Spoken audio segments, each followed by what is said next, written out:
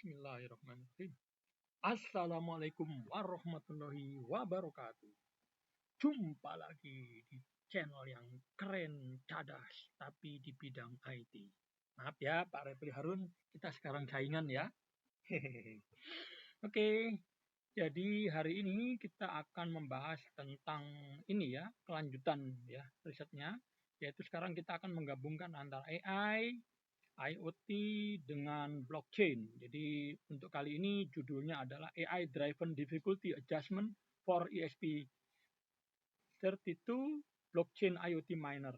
Optimasi Proof of Work berbasis Decision Tree Machine Learning. Jadi artinya ini adalah kita akan melakukan adjustment nilai daripada difficulty itu dengan menggunakan AI pada suatu jaringan ESP32 ya, yaitu kita melakukan optimasi dari difficulty tadi dari proof of work itu dengan menggunakan machine learning, yaitu dengan menggunakan decision tree. Oke, nah sekarang berikutnya adalah ini kita akan coba lihat riset sebelumnya ya, yaitu dalam hal ini kita telah melakukan pada video pertama itu nilai difficulty itu bersifat statis ya, dilakukan pada sisi server. Itu sudah done.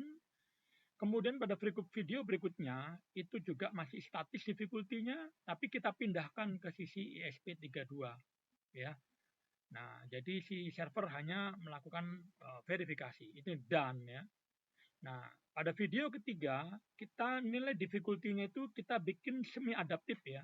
Dan yang melakukan verifikasi adalah server. Jadi servernya itu yang lebih cerdas ya, untuk menentukan nilai yang tadinya di sini hard coded kita bikin menjadi adaptif, menjadi menyesuaikan dengan kondisi ESP32. Dan yang sekarang adalah yang full adaptif, artinya kita menggunakan AI dalam menentukan difficulty. Dan kita letakkan yang cerdas itu pada sisi server. Nah, mungkin insya Allah pada video berikutnya kita akan melakukan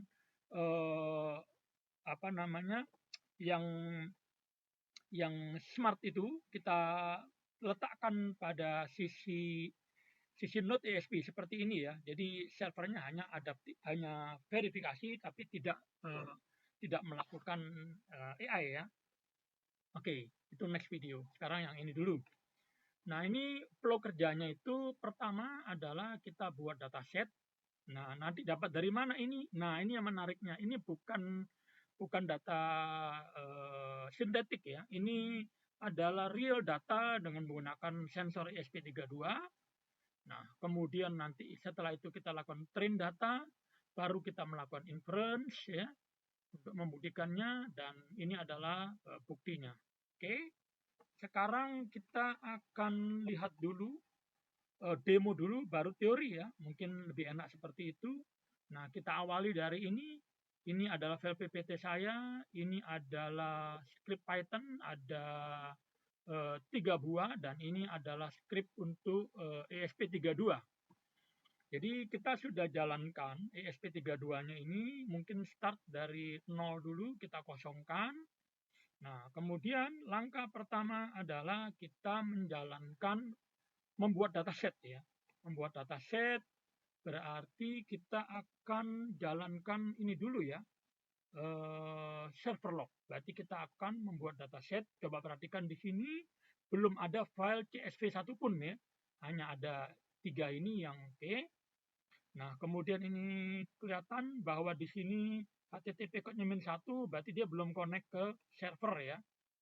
Oke, nggak apa-apa, ini kita hapus, nanti terus akan trying ya, biarin aja. Sekarang kita nyalakan servernya dulu. Nah, sorry, ini saya masih salah IP ya. Sebentar, saya perbaiki dulu. Karena ini IP-nya yang ini ya. Berarti ini coba kita cek dulu, kalau udah connect baru kita. Nah, oke, berarti ini kita break, kita mulai. Nah, IP-nya sudah benar. Kemudian kita lihat dari sisi node ya, dari sisi ini apakah sudah dia, nah di sini dia sudah mengirim ya, dia sudah request, kemudian dia mendapat respon ya, 200 ini buktinya berhasil, dia dapat respon dari siapa? Dari server, nilai difficulty-nya 4. Nah, di sini server tidak menggunakan, masih belum cerdas ya, dia menggunakan semi adaptif, dalam hal ini menggunakan DDE. Nah, tapi sudah mendapat respon, tapi dengan cara yang non AI ya. Nah, jadi targetnya di sini adalah membuat dataset. Saya pikir ini cukup dulu, biar nggak berlama-lama. Kita lihat apakah sudah terbentuk datasetnya. Nah, ini datasetnya, nah sudah terbentuk ini ya, blockchain.log. Nah, kalau gitu ini kita matikan dulu. Sekarang kita lihat datasetnya. Nah, datasetnya seperti ini ya. Di sini kolom-kolomnya ini. Nah, ini nanti kita akan bahas di PPT ya, bagaimana membuat dataset ini. Saya close dulu. Nah, kemudian setelah terbentuk dataset, kita akan melakukan training. Nah, berarti kita jalankan train untuk membuat model PKL-nya itu. Jadi kita jalankan trainnya, kita lihat di sini belum ada file PKL ya. Nah, ini belum ada file PKL, coba kita generate. Nah, inilah sudah terbentuk, dia membentuk model, yaitu namanya adalah decision tree model PKL, dan dia ada membuat data label yang sudah supervise ya. Jadi atas dasar dataset diberikan label dulu, baru dilakukan train. Nah, ini dia model PKL-nya. Nah, ini adalah yang sudah diberikan label ya. Nah, labelnya itu adalah ini ya, seperti ini. Ini kita ajarin dulu AI bahwa kalau misalkan kategorinya ini, berarti dia harus kategorinya difficulty 3, berarti dia harus di-increase, kalau di 4 dia harus di-keep, dijaga ya. Nah, berarti intinya ini sudah membuat label, jadi datasetnya sudah kita kasih label, dan kemudian kita train menghasilkan model PKL. Nah, berikutnya adalah kita akan menggunakan model tersebut, yaitu kita akan jalankan server dengan mode yang sudah menggunakan AI ya. Dalam hal ini kita ganti nama servernya. Nah, seperti ini. Oke, kita lihat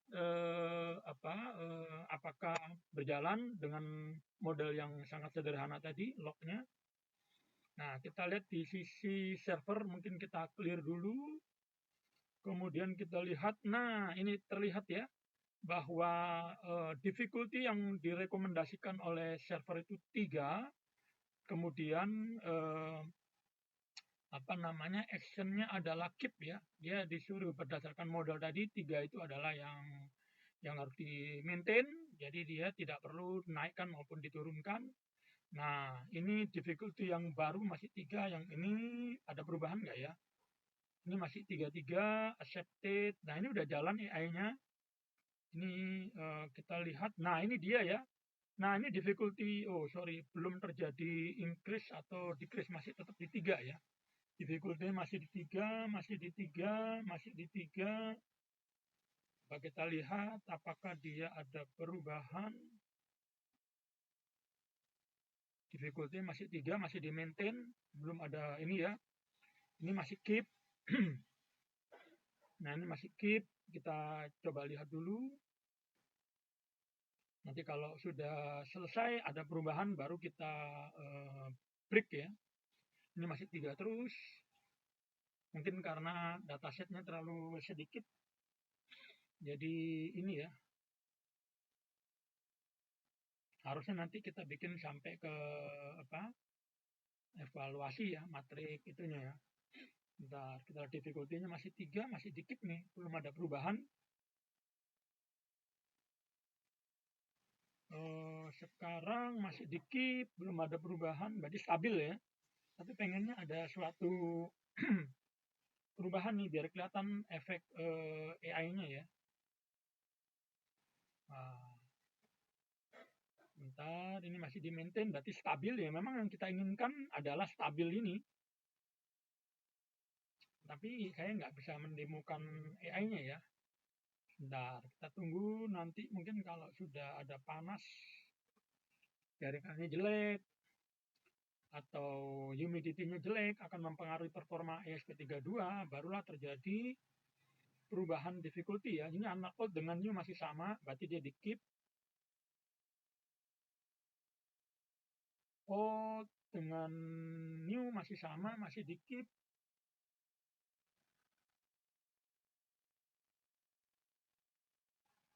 Wah, masih di keep terus ya, sayang ya. Ya udah nggak apa-apa, kita tunggu dulu, atau sambil tunggu saya lanjutkan ke presentasi PPT-nya dulu ya, biar ini bekerja, nanti kita lihat, biar nggak buang-buang waktu, karena di sini statusnya masih bertahan di 3. Oke, kalau gitu saya lanjutkan dulu di PPT-nya. Jadi kita sudah bahas ini tadi ya, buat dataset, kemudian di train, kemudian dilakukan inference, kemudian kalau sudah, ini tampilan di ESP-nya, ini adalah log yang baru, ya sudah menggunakan. Nah, kalau yang kemarin tadi saya coba, ini sudah terjadi actionnya dari AI itu sudah terjadi increase dan ini ya di increase terus ya. Jadi kalau difficulty-nya 3, di increase jadi 4, kemudian dia 4, di increase lagi jadi 5, jadi ada perubahan nilai difficulty ya. Nah, coba kita intip sebentar, apakah sudah ada perubahan. Wow, masih bertahan di 3 ya. Oke, kalau gitu kita lanjutkan aja dulu presentasinya. Berikutnya adalah ini. Oke, ini latar belakangnya ya, bahwa ESP32 itu melakukan proof of work untuk mengirim data ke sensor. Kemudian beban CPU ESP itu akan berubah-ubah ya, tergantung dari jaringan, tergantung oleh suhu. Kalau panas nanti kerja dari CPU ngedrop, dan seterusnya ya, atau termasuk loadnya ya, payloadnya berubah, datanya berubah, atau misalkan difficulty-nya berubah makin tinggi, berarti otomatis beban CPU makin besar. Nah, kalau difficulty-nya tinggi, dia harus diturunkan ya bebannya ini. Kemudian dari sini berarti mining time itu tidak stabil, hash rate-nya berubah-ubah ya akibat dari ini. Dan akibatnya juga kinerja sistem itu sulit diprediksi. Jadi kita tidak bisa maintain ya. Nah, jadi kalau yang sebelumnya itu nilai difficulty itu selalu statis ya, tidak adaptif, maka difficulty ini harus menyesuaikan dengan kondisi perangkat, dalam hal ini SP32. Nah, kemudian kita sudah lakukan pendekatan rule based terbatas, yaitu namanya DDA, ya, Dynamic Difficulty Adjustment.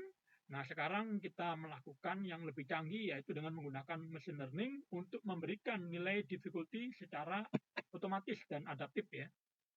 Jadi tujuannya adalah kita membangun sistem penyesuaian difficulty secara otomatis.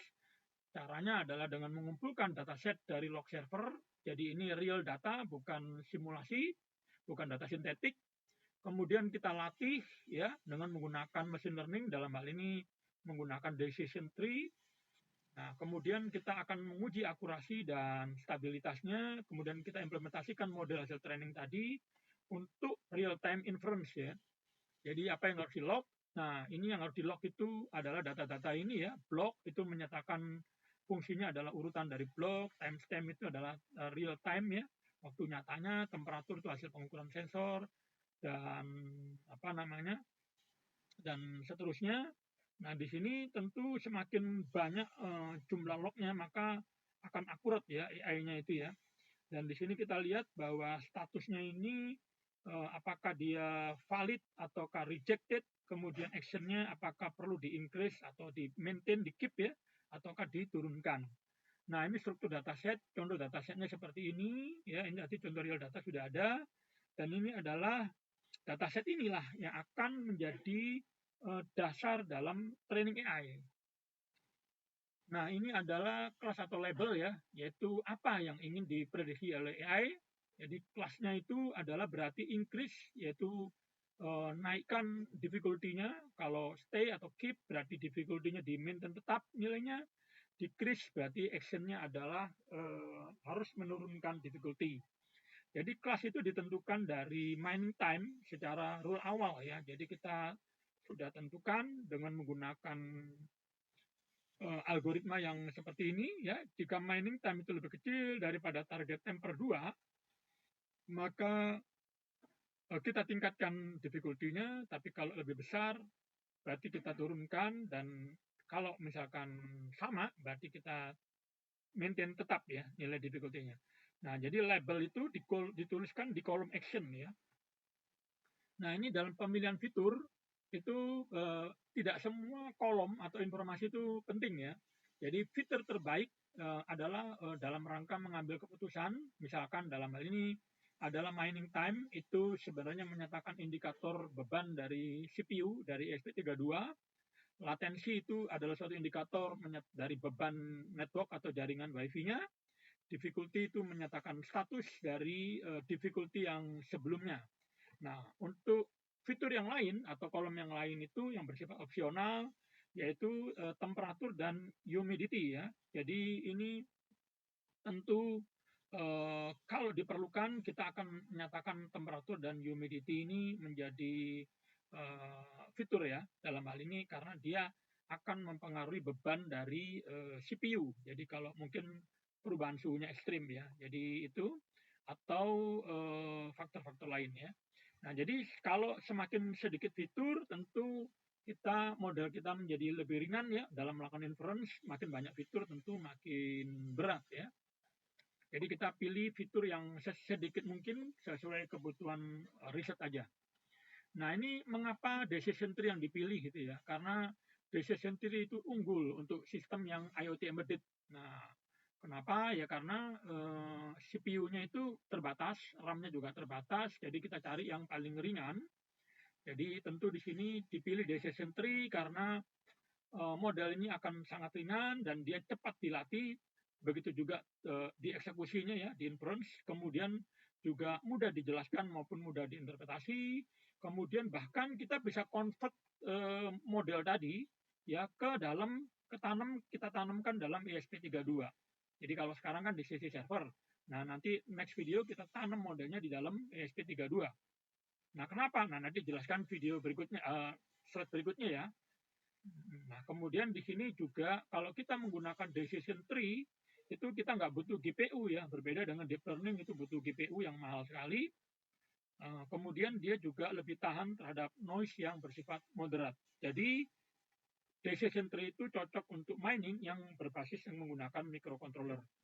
Tapi decision tree juga punya kelemahan, dia mudah terjadi overfitting, jadi perlu di pruning atau ditebang gitu ya, pohonnya ditebang. Nah, kemudian dia sensitif sekali terhadap distribusi data kecil, ya. Kemudian kalau datanya besar, tentu kita akan tingkatkan, nanti ada di slide bawah mengenai random forest dan segala macam ya. Kemudian outputnya itu bisa berubah ya karena data baru. Jadi maka solusinya adalah kita lakukan cost complexity pruning, yaitu tadi ya ditebang data-datanya yang itu cabang-cabangnya, kemudian kita gunakan juga key-fold validation atau datasetnya kita tambahkan. Nah, kemudian ini arsitekturnya ya, ISP itu mengirim data ke server, kemudian nama server tadi di logging ya, di logger menjadi dataset, kemudian dataset itu ditrain oleh tadi decision tree, hasilnya adalah suatu AI model. Kemudian dari AI model itu kita bisa menentukan nilai difficulty yang pas, kemudian dikirimkan ke ESP32, barulah ESP32 melakukan POW dan seterusnya. Jadi di sini flow-nya adalah ESP32 itu mengirim blok hasil mining, ya kan, ke server, kemudian server memvalidasi hash-nya. Nah, kalau benar berarti servernya akan melogger ya semua data, kemudian model AI memutuskan action-nya, apakah ditingkatkan atau diturunkan difficulty-nya atau tetap ya. Kemudian difficulty itu dikembalikan ke ESP32. Jadi siklus ini berjalan secara otomatis dan real time. Jadi ini alur pembuatan dataset, kita lakukan data collecting, mining, server validasi, tambahkan ke CSV, hitung actionnya, training model, evaluasi. Nah, jadi di sini semakin panjang log, maka semakin pintar AI-nya. Jadi kemudian ini pelatihan model AI, kita menggunakan decision tree classifier, berarti ada training, ada testing, ada hyperparameter tuning, dan pruning. Outputnya adalah model yang sudah terlatih, kemudian ada struktur pohon dan rule AI, serta model siap melakukan inferensi. Nah, ini pruning nanti ya, belum saya lakukan. Ini baru rencana, yaitu tujuan pruning itu adalah menghindari terjadinya overfitting, model menjadi lebih kecil ya, karena udah dipangkas, prediksi menjadi lebih stabil. Nah, kemudian metodenya itu dengan menggunakan tadi cost complexity pruning, pilih alpha yang terbaik, kemudian kita buang node yang tidak signifikan ya. Kemudian hasilnya adalah pohon menjadi lebih pendek, akurasi tetap tinggi ya. Nah, ini evaluasi model, ini belum saya lakukan, yaitu metode untuk mengevaluasi model, berapa akurasinya, skor benar atau skor benar dibandingkan dengan total datanya, kemudian kita bikin matrik confusion, yaitu mapping kesalahan, precision atau recall atau F1-nya itu akurasi tiap level, kemudian kita lakukan cross validation untuk melakukan kestabilan model. Jadi contoh di sini kita akan dapatkan akurasi 1.0 itu saya dapatkan seperti ini, itu wajar ya, sempurna karena datasetnya kecil. Kemudian ini adalah visualisasi dari decision tree ya.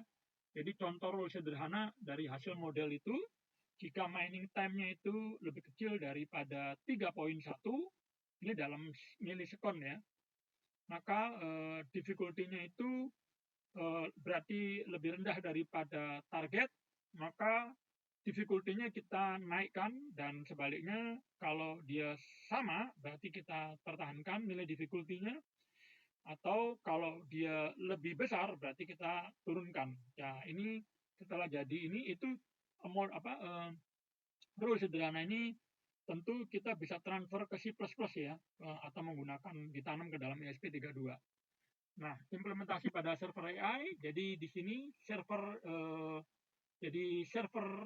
Python tadi kita melakukan validasi hashing, mencatat logger untuk membuat tadi datasetnya, kita jalankan training, kemudian kita jalankan model AI-nya, kemudian atau inference, kemudian melakukan update difficulty dan dikirim ke ESP32. Jadi di sini real time difficulty adjustment, itulah ya.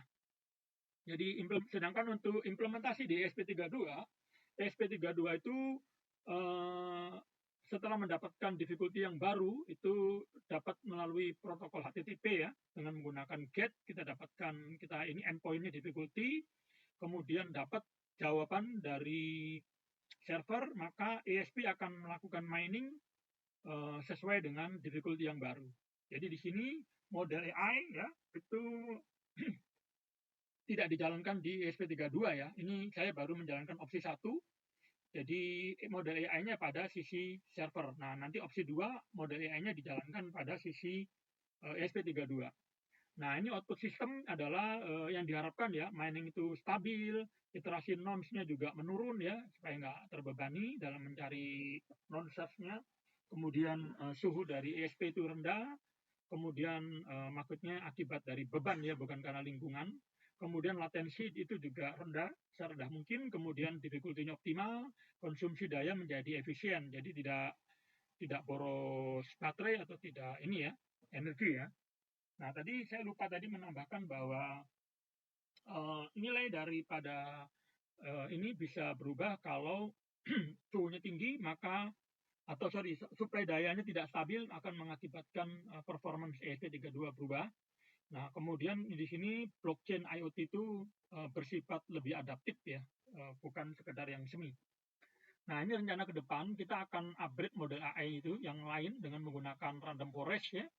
Itu lebih canggih, lebih daripada decision tree, bahkan kita akan gunakan neural network, reinforcement learning, dan federated machine learning. Jadi kita akan juga tambahkan data lebih besar sehingga AI-nya menjadi makin akurat.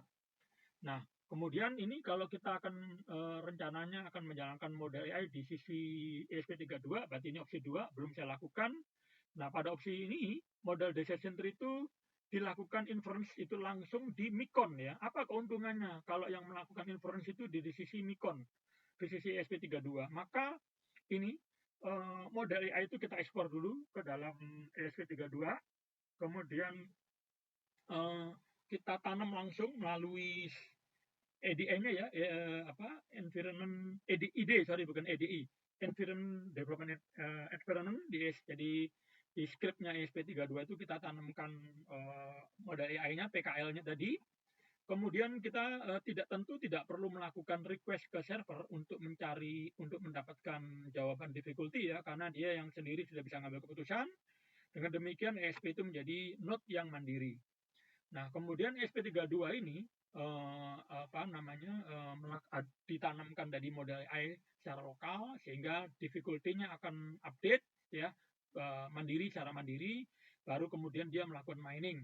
Jadi ESP32 itu membaca data mining time, melakukan model AI yang ada di dalamnya itu melakukan action baik increase atau tetap atau decrease. Kemudian difficulty-nya diperbarui secara lokal, tidak perlu nanya ke server, mining-nya bisa dilanjutkan. Nah, jadi di sini tugas server itu hanya mencatat log dan sinkronisasi. Jadi server tidak perlu menentukan difficulty lagi, cukup hanya memvalidasi mesh hash-nya. Nah, jadi itu alur kerja dari opsi 2 ya. Jadi kita kumpulkan dataset di server dulu, tetap butuh bantuan server ya. Kemudian kita lakukan mirip dengan yang tadi, kita lakukan train ya dengan menggunakan Python, kemudian hasil modelnya kita ekspor ke dalam C++ ya, ke dalam ESP dengan menggunakan bahasa C++ rule-nya itu, kemudian kita tanam ke dalam firmware-nya ESP, baru kemudian kita jalankan ESP-nya sehingga dia bisa melakukan inference secara lokal. Jadi server hanya membaca hasil. Jadi ESP ini menjadi AI miner ya, yang tadinya miner only sekarang menjadi AI miner, jadi miner yang lebih cerdas. Nah, kemudian kita melakukan performance inference ya, jadi untuk pada opsi 2 yang menggunakan ESP itu nanti diharapkan waktu eksekusi menjadi lebih cepat ya, yaitu targetnya adalah per 1000 atau 1 milisekon. Jadi kemudian memory footprint juga akan sangat kecil ya, tidak perlu library AI karena kita menggunakan decision tree, jadi nggak perlu library, cukup yang code biasa ya. Kemudian tidak perlu float 32 ya, cukup tipe datanya integer aja, tidak perlu sampai ke ini float. Nah, jadi kapan kita menggunakan opsi 2 ya? Alasannya apa? Alasannya adalah kalau lokasi SIoT atau lokasi ESP itu tidak menggunakan internet ya. Jadi dia harus ini ya, harus mandiri.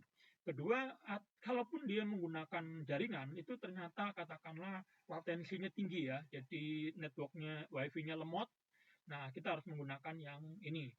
Kemudian kalau banyak node ya, kalau banyak node, banyak ESP32, maka beban dari traffic jaringan server itu menjadi berat ya.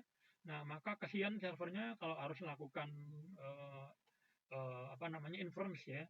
Jadi bebannya kita kurangi yang di server, makanya kita taruh di ESP ya, yang melakukan AI miner ya. Kemudian ini mining bersifat cluster lokal. Jadi keuntungannya apa? Keuntungannya adalah berarti desentralisasi menjadi lebih kuat, responnya menjadi lebih real time, mengurangi biaya beban server, kemudian skalabilitasnya menjadi lebih tinggi. Namun, nah ini dia nih, harus siap dengan model kecil hasil pruning. Nah, ini kita perlu pruning nih. Kemudian kita lakukan optimasi integer operasi dan firmware update jika terjadi retrain ya atau deploy. Jadi maksudnya adalah server melakukan training ulang ya, training ulang, kemudian jadi model yang baru. Nah, bagaimana menanamkan model yang baru ini ke dalam ESP32 yang berjauhan ya, yang banyak.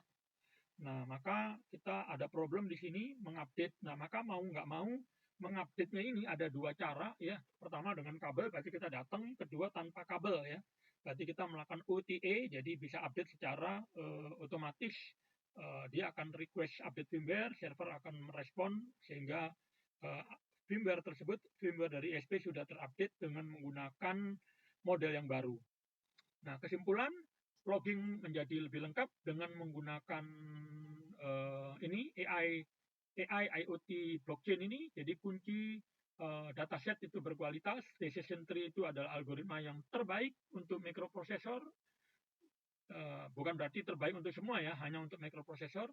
Label itu menentukan arah dari training, pruning itu membuat model menjadi stabil. Maaf, ini sebenarnya belum saya lakukan, saya nggak boleh menyimpulkan seperti ini, tapi teorinya begitu. Kemudian evaluasi itu wajib dilakukan untuk memvalidasi performa.